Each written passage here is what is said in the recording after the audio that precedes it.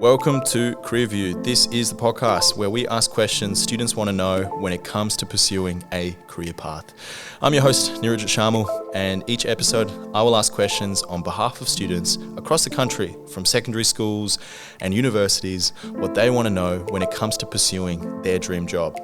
For this episode, we'll be asking our top questions that have been submitted by students on our CareerView website who are interested in pursuing a career as an accountant. Now, to answer these questions, we are joined by 27-year-old accountant Darren Sweeney, who's been working for an advisory firm called Resonate Business Consulting since 2016. To quote him, he is an accountant with a personality and he has a lot to share with us today. So, let's get into it.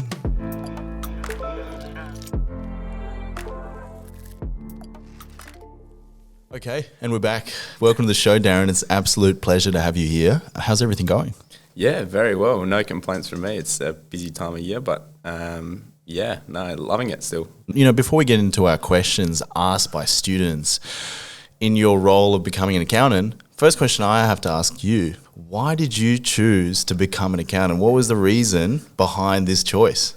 Yeah, my usual answer to that is that it was the only thing I was good at, but the truth is probably we had good opportunities at Wesley as well. Like we had a good accounting teacher and a lot of those sort of economic side of things. So like I followed the economics and business management and accounting pathway, and that's kind of how I got into it. Like I had a really good relationship with my accounting teacher and got along really well with him. And there's also like a pretty clear career pathway with those sort of things. So it made a lot of sense to me.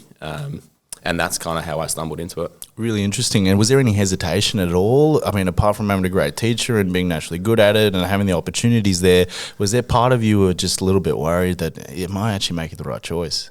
Yeah, I still am. I'm 27 years old, still don't know what I want to do with my life. But yeah, that's an honest answer, Darren. I appreciate the honesty. Yeah. Yeah, there's definitely times where you second guess yourself and you kind of have backup plans for those sort of things and you're always keeping an ear to the ground for different opportunities and, whether you want to, your hobbies change and your lifestyle changes. So you're constantly looking at a career that kind of, balances out with those sort of things and you get fulfillment out of in that respect. So yeah, definitely always a plan B in that respect. Now, Darren, we'll get into our questions asked by students. First question that we have for yourself is, what career options did you have after completing your studies at university? Yep. So there's generally, two main pathways that people go down in accounting. Oh, probably three. So a lot of universities will push the big four side of things onto you, and that's obviously your KPMGs, your PricewaterhouseCoopers, your EYs, and your Deloittes. And that's a very common pathway for university students to go down. So, and that was kind of pushed on me as well. But in that respect, I didn't go down that way. Like I got a job when I was at uni and that kind of set me up with a good career with a good bunch of people. And they suggest that you study CPA generally when you're working at a small practice. And what's CPA, Darren, for our listeners? Yep, so CPA it's basically a professional accreditation for certified practicing accountants, and it's one of the two big ones. So generally you find if you're working in a smaller firm with small businesses and mum and dads, generally you go down the CPA pathway. And if you're working in Big Four, generally they push the CA pathway, which is the Chartered Accountants. And that's a very big one as well. And they're generally the two pathways that you do go down. And in terms of there is a clear difference between them. Did you ever consider doing the CA as well? I did, yeah. It was more so the fact that where I was working at the time was a CPA practice, and that was the main driver for my decision. It's also a little bit different in terms of it was more relevant to what I was doing. So CA, you will find that you're dealing with, situations where at my job, I'm never going to be doing a transaction for, Rio, and BHP and all that sort of stuff. And that's a lot more what CA focuses on. You still have the same sort of modules in terms of tax and financial reporting and all that sort of thing. So you still get the well-rounded knowledge around that side of things, but it was just never going to be relevant for me. So I went down the CPA pathway. Interesting to know the difference between the two and how it works and implies for your career and your role at the moment. Next question that we have for you, Darren, from students is, was it difficult to find a job after university? Accounting probably is a lot like other industries in that you start and find looking for jobs whilst you're at uni. So for me personally, I started working in my second year of uni, and I just found a job through Seek basically, and that was at a small firm. They had 100 applicants or something like that. A good bunch of people to work for. I started at the same time with one other person. And I was there for 2.5 years. So it wasn't too difficult to find a job out of uni, and I was still applying for the big four roles and that sort of thing, but it wasn't necessarily the pathway that I wanted to go down. So it wasn't too difficult. And when you were studying, second year uni already, balancing that with your workload at uni, was that something manageable, or was that difficult to do both? It was difficult at times, more so for the fact that when you finish uni, you're often working full time in the university holidays, and that's when your mates are 20 and they're going on Bali holidays and that sort of thing, and you're kind of committing to a career when you're 20 years old, which is not for everyone, definitely. So it's got its positives and minuses, but that was more so the side. But in terms of managing it at uni, it's not too bad. Generally, you'll work part time and study full time, or vice versa. So it's definitely a manageable workload for most people. Okay, interesting. And good to know, because university does get stressful and there is a lot of pressures. And as you said, it is a sacrifice that you have to make. So it's always good to be aware of that. Darren, the next question that we have for yourself is, what is your favourite part of the job?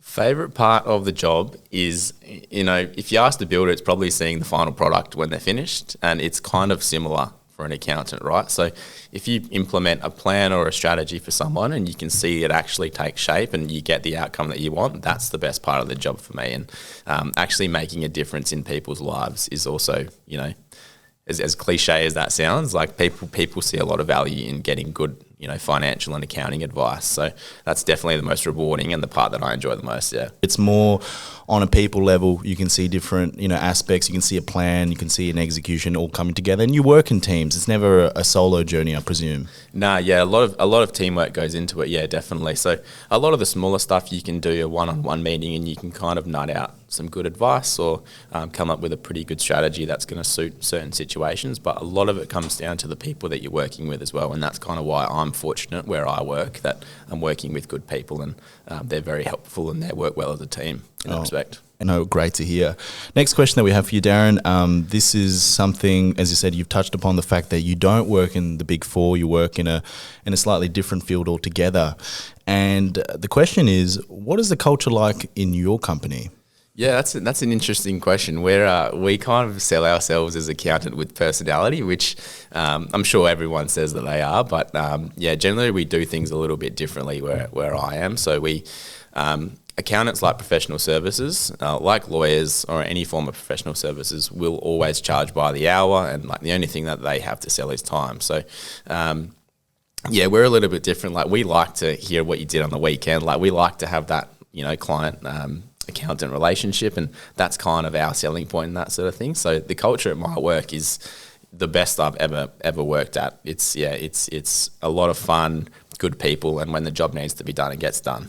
You're spending most of your time there. More than with your family, with your partner, or with people who are really close to you, and you're in this environment with your work colleagues where you're spending a lot of this time. So I guess it's great to know that you're going into work every day, having a good time, to say the least. Yeah, definitely. And everyone's been in that situation where it's a Sunday night and you've got school the next morning, or you've got work and you're kind of dreading it. And you know that once you go to bed, you're going to wake up and it's the start of the week. But to be honest, I don't get that where I work, and that's one of the things that I love the most about it, is that I don't dread going to work at any means, or there's never been a day where I've disliked what I was doing. It's always been fun, and it's always been made to be the best that it can be. And do you think there would be a difference between some of the Big Four companies or the corporate side of the accounting industry there compared to where kind of you're at the moment?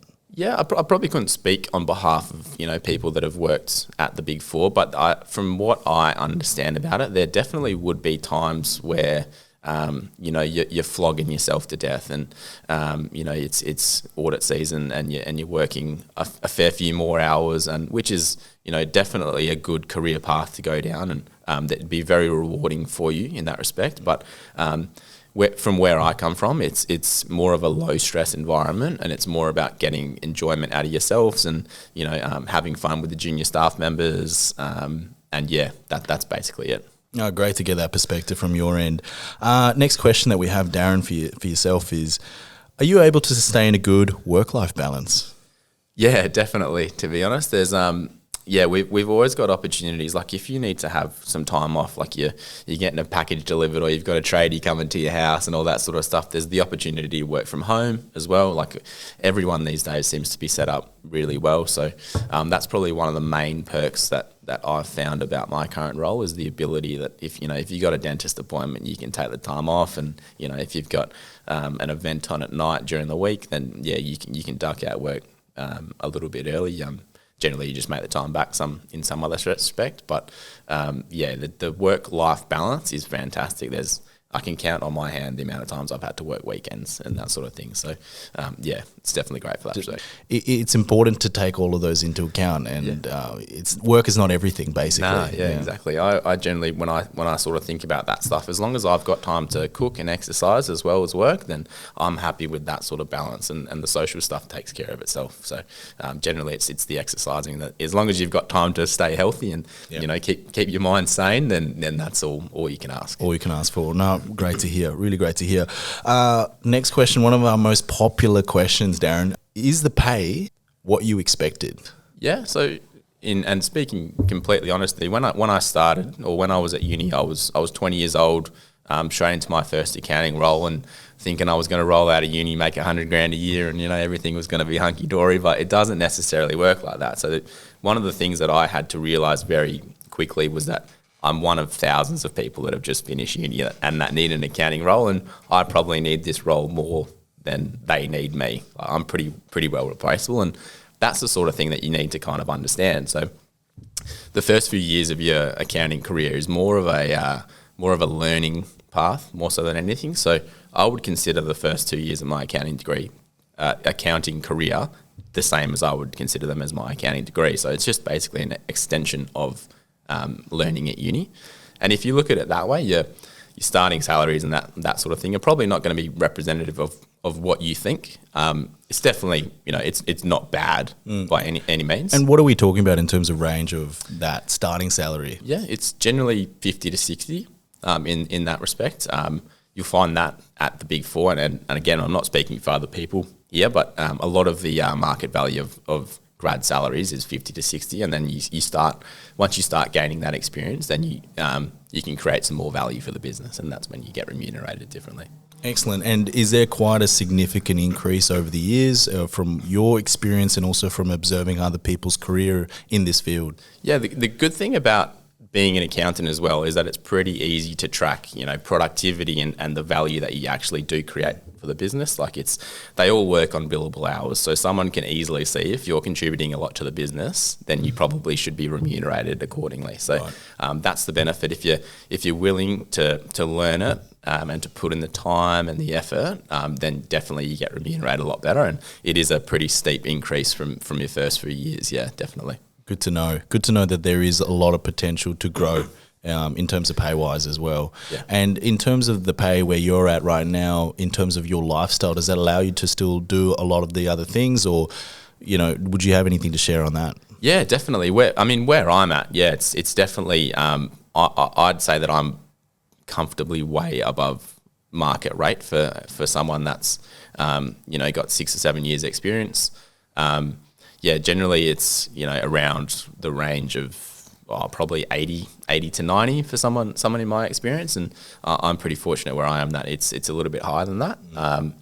But there's definitely opportunities for that to keep going up. And a lot of accounting practices will align your performance directly to your bonuses as well. So if you did want to put in some extra hours to receive a higher salary, then there's always going to be that opportunity as well. Fantastic. This was one of the most popular questions, as you can imagine. Yeah. When it comes to pay, when it comes to salary, people want to know really what is it that I could be getting myself into, because Yeah. with any career, it's an investment. Whether you're studying, you're learning, you're training, you're doing anything, you want to know essentially what the rewards that come with it as well. Exactly, and when you do finish uni, you're kind of still fresh into the world as well. So you think you know everything and that sort of thing, but people are pretty quick to send you back down to earth in that respect. So it is the first few years are a bit of a slog, but once you're out of there and once you've found your feet in the industry, then definitely there's plenty of opportunities to climb the ladder or to increase wages, or it's basically whatever you make of it. And appreciate your honesty around all those points there.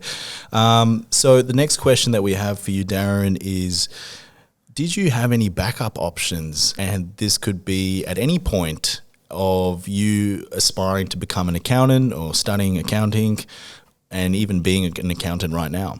Yeah. So my story kind of goes that I did a double degree. So I did accounting and human resource management, and the end goal for me was always to run my own business. I wanted to be my own boss, and I figured that a degree in some form of management was going to help that. And I thought human resource management might be a little bit more relevant to me. And that was always the backup plan for me. If I couldn't find a job that I liked in accounting, then I always had human resources to fall on. And if I didn't like that, then I could always find something else at uni or find a job in another industry. But it was always human resource management for me. That was my backup plan. Your backup plan, yeah. And also the larger vision for a backup plan is actually running your own business. Is that something you've always been passionate about? Yeah, it's always, I've like the dream for me is to be able to knock off at 3, pick up the kids from school and have the opportunities to kind of spend more time and be more flexible with the time that I need. Obviously, there's the other side of running a business where you need to be almost contactable 24/7. But as long as I can manage that sort of thing, that's always been the end goal for me. So, I'd really like the idea of, being able to pick the kids up from school and take them to school and that sort of thing. Like that's basically what I strive for. Absolutely. No, well, that's so interesting. I mean, everyone has their own definition of success and what they would like and what they would want to achieve. And that's really humbling to hear, that's what would be perfect for you. Knock off at 3 o'clock and spend time with your family. No, my vision of success has never been really, being in the top room of a building and working at midnight. It's always been kind of what I can get outside of the office, and that's the crux of most of the decisions that I make in terms of my career. Absolutely fantastic. Last question that we have for you, Darren, is if you had a chance to go back in time in university, would you do anything differently? It's a good question. It's you always feel like you've either got some form of regret or there is something that you'd change differently. Probably the one thing I would change about my time at university was I remember going in on my first day, sitting down with someone that worked at the university, and she put together all of the units that I needed to do in my 3-year degree. And for those 3 years, I kept that piece of paper and I followed it, and I basically sheeped my way through that whole university degree. Would I change that? I probably would. I would create... I wish I had a better understanding of the units I'm doing, how they're going to contribute to my career, and the different options that I could have taken. So, deciding a 3-year degree in about a half-hour session with someone that worked at the university is probably not the way to go. It probably needs a little bit more thought and other consideration outside of one person you've not met at all, and your life is mapped out for 3 years. Yeah, I wish I knew her name as well, because she's basically shaped my life. So that's probably one thing, and to kind of have an idea of what I'm learning and how it's going to be useful outside of university, because I was always really good at picking up a textbook, learning it, doing an exam, and then walking out of the exam. And a lot of the time you do that and you forget what you've learnt 6 months later. So if you can see the relevance in what you're learning, then I reckon you'll definitely get a lot more out of your time at university. And that's probably one thing I would change. You had someone map out what your 3 years of study would be, and you followed that, and it worked out really well. But being open to having a communication with other people who are in that field, or speaking to more than just one person, I think would give you more perspective of what other options you can consider as well, and seeing what the value of each of those individual units that you did over the 3 years could imply to a career down in the future. Yeah, definitely. And doing things like doing a unit where you didn't feel like you got a lot out of it, and then finding out that you didn't necessarily have to do that unit. Those are the sort of things that I would change about it. So if I was giving advice to anyone that was about to start uni, is think about it yourself and think about what you actually want to learn and whether it's going to be relevant to you after uni, because there's definitely different options that you can take down there. So it's not necessarily what you first find. I'm glad it's worked out for you regardless, and it's great to hear from your perspective. But that really wraps up all our questions that we have for you today. For our listeners who have more questions for Darren that did not feature on our list today and would like to connect with him, just visit our website, careerview.com.au, and this is where you'll find Darren's profile, and you can email him with more questions, which once again I hope and I know he'll be more than happy to answer. And with every episode, please don't forget to submit your questions that you want to know to young professionals who've been there and they've done that, and they can share their honest perspective. Darren, it's been really an absolute pleasure to get your journey in terms of becoming an accountant. I guess you've already given some advice to those out there listening, but just any other words of advice for anyone who's aspiring to kind of do something similar to what you're doing, or just even in other fields of accounting? Yeah, my advice is you don't necessarily have to know what you're going to do, from the age of 17 or from the age of 18 or whenever you want to start making those decisions. There's always a different path, and you never have to create a fork in the road for yourself. There's always opportunities out there, and if you pick one thing and you don't like it, then there's always another option down the track. So don't stress about those decisions. There's always opportunities out there, and you'll find your way. Darren, thanks for being here. Cheers, anytime.